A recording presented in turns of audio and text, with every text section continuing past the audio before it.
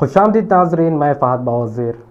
आज हमारे साथ मौजूद है सोमनाथ गोस्वामी, जिन्हें उनके चाहने वाले सोम के नाम से जानते हैं। सोम एक आईटी प्रोफेशनल है और उन्होंने हाल ही में टॉप मॉडल इंडिया कंपटीशन जीता है मॉडलिंग का, और वो इंटरनेशनल लेवल पर इंडिया को रिप्रेजेंट करने वाले हैं। सोम, आप एक आईटी प्रोफेशनल है, आईटी की फील्ड से है, जी। और मॉडलिंग में किस तरह जाना हुआ? मॉडलिंग में देखिए, हम बचपन से ही आजकल भारत में सभी खुद को हीरो ही समझते हैं। तो मैं भी खुद को हीरो ही समझता था, पर उतना कॉन्फिडेंस नहीं था कि कभी कोई बड़े पर्दे पे या कभी कोई बड़े स्टेज पे हीरो बन के बाहर आ पाऊंगा।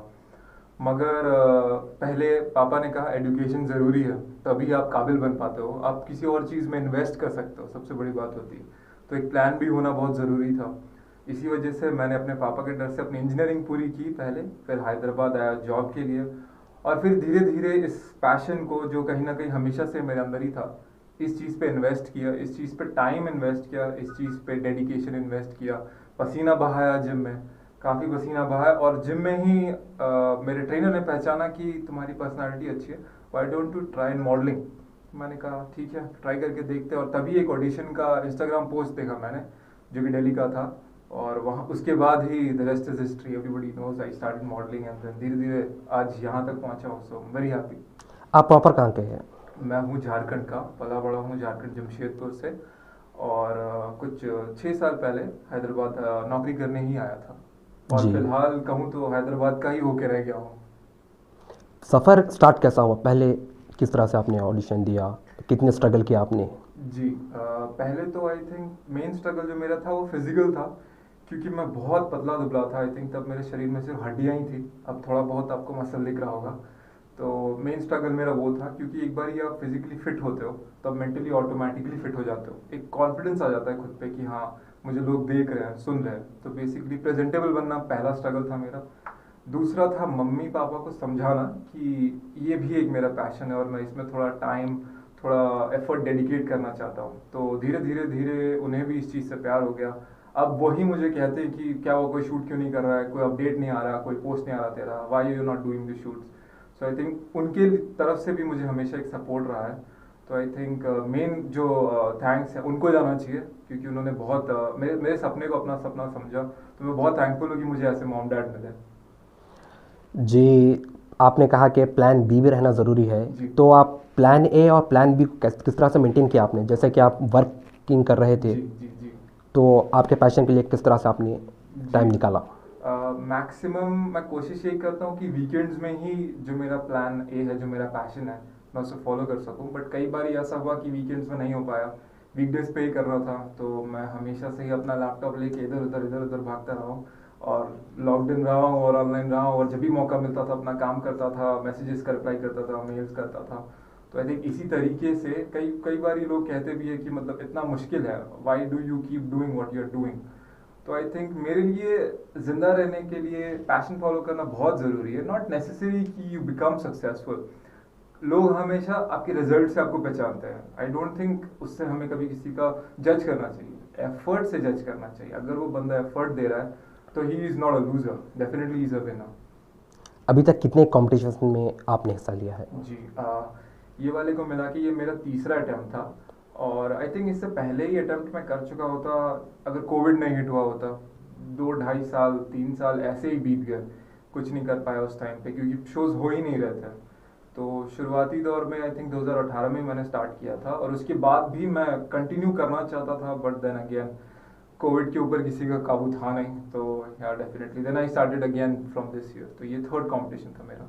लोगों का कहना है कि कॉम्पिटिशन्स बहुत टफ रहते हैं, जी। इस पर आप क्या कहना चाहेंगे?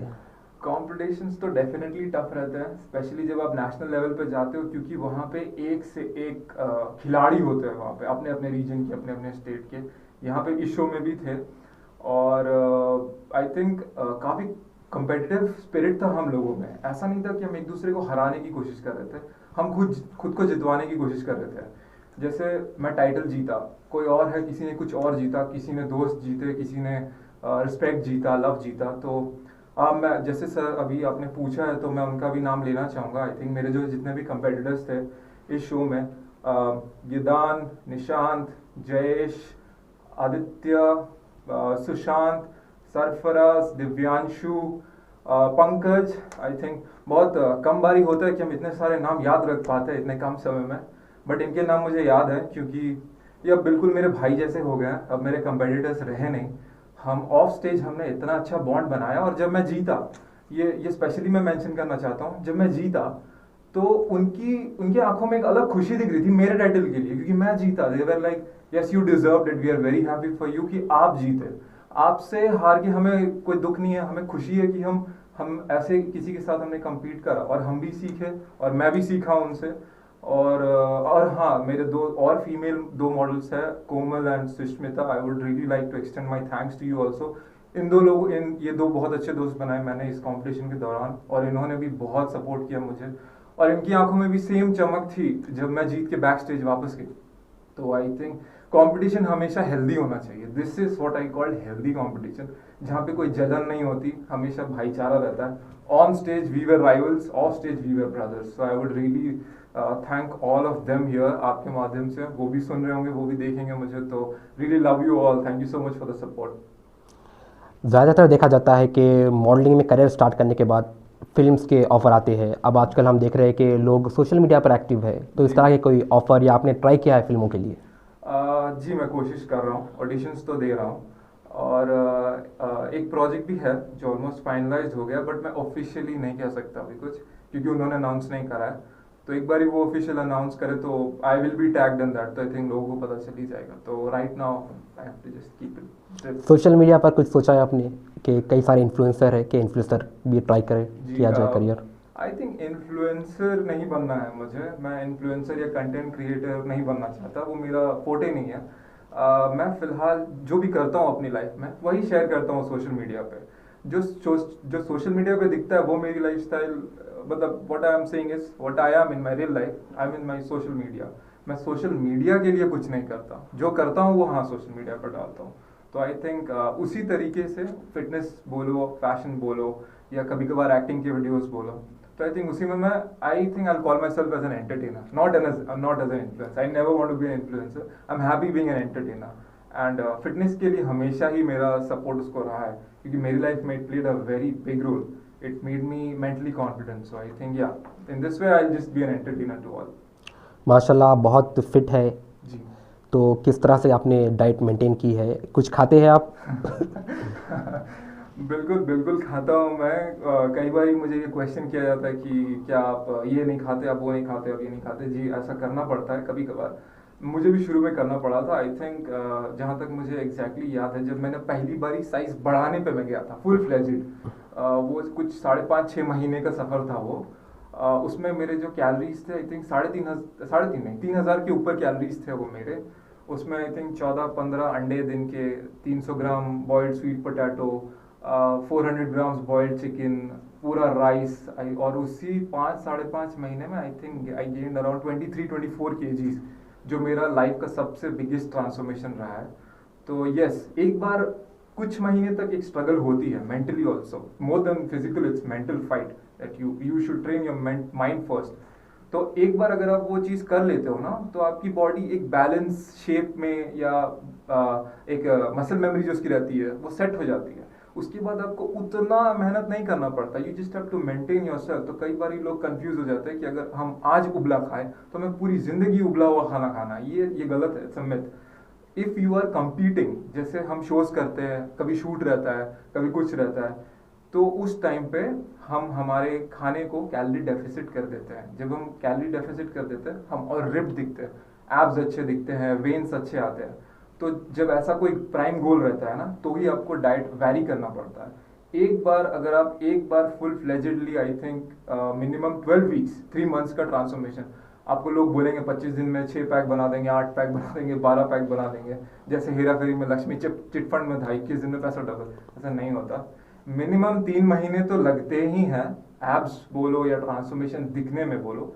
एक बार आप फुल फ्लेजेडली कर लेते हो ना, you can just go on a maintenance diet, maintenance workout. आपको ज्यादा कुछ चेंज भी नहीं करना पड़ेगा अगर आपका गोल सिर्फ फिट रहना है।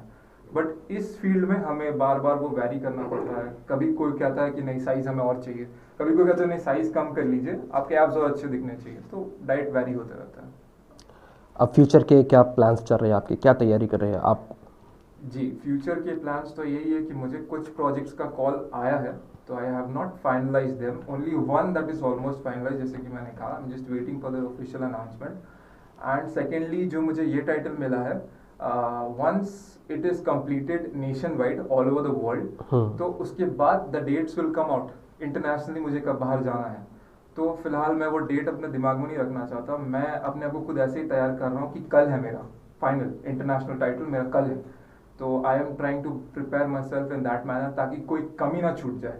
मुझे रिजल्ट से कभी कोई फर्क नहीं पड़ा, हमेशा फर्क दुख तब हुआ जब लगा कि शिट मैं और थोड़ा एफर्ट डाल सकता था, why didn't I do it, थोड़ा और प्रिपेयर कर सकता था। तो मुझे ऐसा रिग्रेट के साथ लाइफ जी बिल्कुल नहीं पसंद। मैं फेलियर के साथ जी सकता हूँ, मुझे कोई प्रॉब्लम नहीं है, रिग्रेट के साथ नहीं कि एफर्ट ही नहीं कर पाया मैं, आई शुड हैव ट्राइड मोर। तो आई थिंक मेरा अगला जो है प्राइम गोल वही है, इंटरनेशनली इंडिया को रिप्रेजेंट कर पाऊँ, और वो जो झंडा है वो प्रॉपर वहाँ पे लहरे, और लोग भी मुझे जाने कि Somnath Goswami from India. So that's my prime goal. अब जो अपकमिंग मॉडल्स आ रहे हैं जी उनके लिए कुछ टिप्स वगैरह, कि बहुत लोग ट्राई करते रहते हैं जी और अभी तक स्ट्रगलिंग में ही है, जी जी जी। उस पर बोलिए। आई थिंक अपकमिंग मॉडल्स के लिए मेरा एक ही मैसेज रहा है, क्योंकि मैं कुछ शोज में जूरी में भी जाता हूँ, गेस्ट में भी जाता हूँ, फैशन वीक्स में, तो मैं एक चीज़ देखता हूँ, लोग होमवर्क नहीं करते। बहुत लोग यही सोचते हैं कि सिर्फ पिक्चर खिंचवाना ही मॉडलिंग है। तो आई थिंक ये एक मिथ है, हमें अब इस चीज़ को तोड़ के बाहर आना चाहिए, क्योंकि अब सबके पास सब कुछ रिसोर्सेज अवेलेबल है। यूट्यूब पे अगर आप एक रैंप वॉक वीडियो ट्यूटोरियल करके मारो, there will be so many people teaching you how to walk correctly. Posture के ऊपर लोग काम नहीं करते हैं। एक मॉडल का पॉस्चर क्या रहता है, बॉडी लैंग्वेज कैसी होनी चाहिए, सिर्फ रैंप पे वो मॉडल नहीं होता, रैंप के बाहर भी लोग उसका एज अ मॉडल ही देखते हैं। तो अपने अपने रियल लाइफ में भी ढालिए खुद को कि मैं मॉडल हूँ, आई शुड बी प्रेजेंटेबल, मेरी एक स्किन केयर रूटीन होनी चाहिए, मेरा डाइट अच्छा होना चाहिए, ज़रूरी नहीं कि मैं पूरा दिन उबला ही खा रहा हूँ, बट अच्छा खा रहा हूँ मैं। और अपना हेयर का ध्यान रखिए, अपने स्किन का ध्यान रखिए, काला गोरा भूल जाइए, हम उस चीज़ से बहुत आगे आ चुके हैं। और मेरा हमेशा यही मैसेज भी रहा है कि मोटा पतला काला गोरा, अब दुनिया इससे आगे बढ़ चुकी है, मॉडलिंग भी इससे आगे बढ़ चुकी है। अगर आप देखेंगे प्लस साइज मॉडल्स भी बड़े बड़े फैशन वीक्स कर रहे हैं, न्यूयॉर्क फैशन वीक कर रहे हैं, इंडिया टाइम्स फैशन वीक कर रहे हैं, प्लस साइज मॉडल। सो इतनी सारी कैटेगरीज है। सो डोंट थिंक आप मोटे हो, पतले हो, काले हो, गोरे हो, the world has come a long way. So focus on being fresh, looking fresh, having a radiant skin, having a good posture, good body language. और हाँ, कम्युनिकेशन पे लोग ध्यान नहीं देते। आई थिंक वो एक बहुत बड़ा फैक्टर प्ले करता है। हो सकता है कि आप एक प्रोजेक्ट में काम नहीं आए, बट आपका कम्युनिकेशन आपको किसी और बड़े प्रोजेक्ट में वो आपको दिलवा दे। मेरे लिए ये काम किया है, तो I think I will also suggest you also to apply that in your real life. जी, बहुत बहुत शुक्रिया हमसे बात करने के लिए, आपके फ्यूचर प्रोजेक्ट्स के लिए और फ्यूचर कंपटीशन के लिए बेस्ट ऑफ लक। और लास्ट में आपके चाहने वालों के लिए कुछ message. Thank you so much, thank you to the lovely media here for having me. और बहुत अच्छा लगा मुझे भी आपसे बात करके और कुछ मेरी अंदर की बातें लोगों तक पहुंचा के। तो मेरे चाहने वालों के लिए मेरा यही मैसेज रहेगा कि मेरे बोलने से पहले ही आप लोगों ने मुझे दुआओं में याद रखा है, तो प्लीज़ वो कंटिन्यू करिए और ब्लेसिंग्स आते रहिए और विश करते रहिए कि मैं डेफिनेटली इंटरनेशनल जाके भी वहाँ पे भी मैं जीत के ही वापस आऊँ और इंडिया का नाम और थोड़ा रोशन हो जाए, मेरे वजह से भी थोड़ा छोटा कंट्रीब्यूशन मेरा भी रहे। Everybody has that dream and keep working hard in your life, because luck तो हमारे कंट्रोल में नहीं है। Just don't think about those factors जो आप कंट्रोल नहीं कर सकते। बिलीव इन द प्रोसेस, जो प्रोसेस है उसको जारी रखिए अपनी लाइफ में, work hard with a smile and I think Bharat Mata की जय। Thank you so much. जी, ये थे हमारे साथ सोमनाथ गोस्वामी, जिन्हें लोग सोम के नाम से जानते हैं। उम्मीद करते हैं कि ये मॉडलिंग की दुनिया में अपना एक नाम बनाए और हमारे देश का नाम रोशन इंटरनेशनली करे। मैं फहद बावज़ीर साइनिंग ऑफ।